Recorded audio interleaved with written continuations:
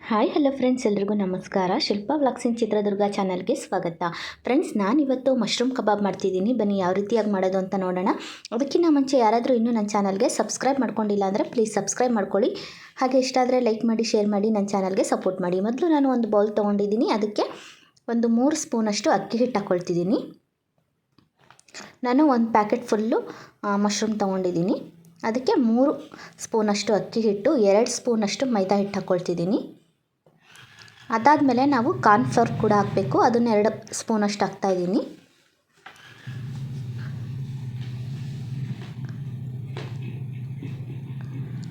ಒಂದು 2 ಸ್ಪೂನ್ ಹಾಕಿದರೆ ಸಾಕು. ನೆಕ್ಸ್ಟ್ ನಾವು ಇದಕ್ಕೆ ಏನು ಹಾಕಬೇಕು ಅಂದರೆ ಗರಂ ಮಸಾಲ ಪೌಡ್ರ್ ಹಾಕಬೇಕು. 1 ಸ್ಪೂನಷ್ಟು ಹಾಕಬೇಕು. ಇದನ್ನು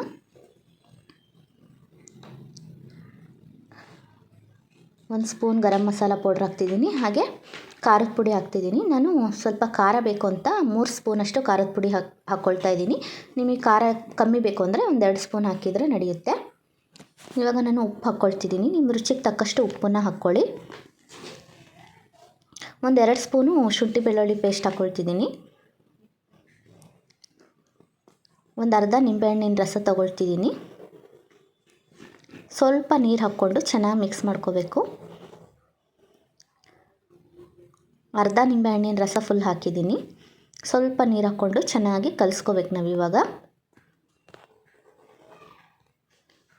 ನೋಡಿ, ಇವಾಗ ಚೆನ್ನಾಗಿ ಕಲಿಸ್ಕೊಂಡಿದ್ದೀನಿ.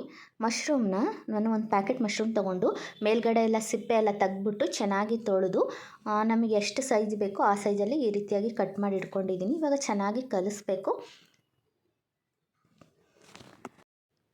ನಾನು ಫ್ರಿಜ್ಜಲ್ಲಿ ಇಟ್ಟಿದ್ದೆ ಒಂದು ಅರ್ಧ ಗಂಟೆ ಕಲಿಸ್ಬಿಟ್ಟು. ಹಾಗೆ ಹೊರಗಡೆ ಕೂಡ ಇಡ್ಬೋದು. ಎಣ್ಣೆ ಚೆನ್ನಾಗಿ ಕಾದ್ಮೇಲೆ ಒಂದೊಂದಾಗಿ ಬಿಡಬೇಕು, ಇಲ್ಲಾಂದರೆ ಅಂಟ್ಕೊಳ್ಬಿಡುತ್ತೆ. ಅದಕ್ಕೋಸ್ಕರ ಒಂದೊಂದೇ ಹಾಕಿ ನೋಡಿ ಈ ರೀತಿಯಾಗಿ ಚೆನ್ನಾಗಿ ಫ್ರೈ ಮಾಡ್ಕೊಳ್ತಿದ್ದೀನಿ. ಶ್ರಾವಣದಲ್ಲಿ ಚಿಕನ್ ತಿನ್ನಬೇಕು, ಕಬಾಬ್ ತಿನ್ನಬೇಕು ಅನ್ನಿಸ್ತಿರುತ್ತಲ್ಲ, ಆವಾಗ ಈ ರೀತಿಯಾಗಿ ನೀವು ಮಶ್ರೂಮ್ ಕಬಾಬ್ ಮಾಡಿಕೊಂಡು ತಿನ್ಬೋದು. ತುಂಬ ಟೇಸ್ಟಿಯಾಗಿ ಚೆನ್ನಾಗಿರುತ್ತೆ. ನೋಡಿ, ಇವಾಗ ಮಶ್ರೂಮ್ ಕಬಾಬ್ ರೆಡಿ ಆಯಿತು. ಈ ವಿಡಿಯೋ ನಿಮಗೆ ಇಷ್ಟ ಆಗಿದ್ದರೆ ಪ್ಲೀಸ್ ಲೈಕ್ ಮಾಡಿ, ಶೇರ್ ಮಾಡಿ, ನನ್ನ ಚಾನಲ್ಗೆ ಸಪೋರ್ಟ್ ಮಾಡಿ. ಬಾಯ್ ಬಾಯ್ ಫ್ರೆಂಡ್ಸ್.